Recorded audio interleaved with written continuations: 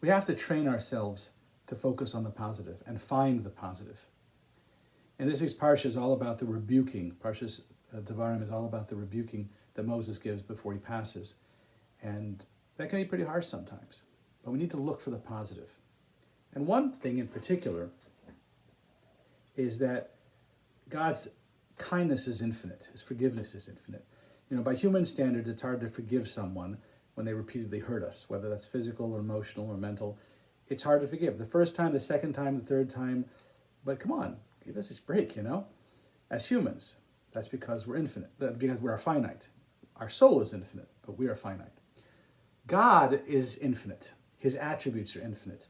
So his forgiveness is infinite. Time and time and time again. First time, second time, it doesn't make a difference, because to the infinite, one is the same thing as 100,000. Makes no difference. And so we are so confident in God's forgiveness that in our daily prayers, 3 times a day, we use God's name in prayer to say thank you for forgiveness and to please forgive us. But we're confident that he will forgive us. We use, we know not to use God's name in vain, and yet we say this prayer 3 times a day. And so we are so confident in God's forgiveness, his infinite forgiveness, that we can use this God's name again and again and again every day in request for forgiveness.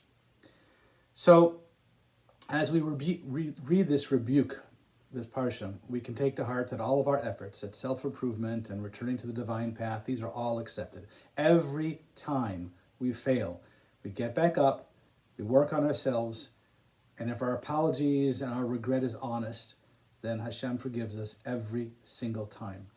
And I think that's something to really celebrate and be joyous about. In fact, maybe we can even strive to emulate, try to forgive and forgive even 100 times, including learning to forgive ourselves. And sometimes that's the hardest of all. So let's make it a joyous week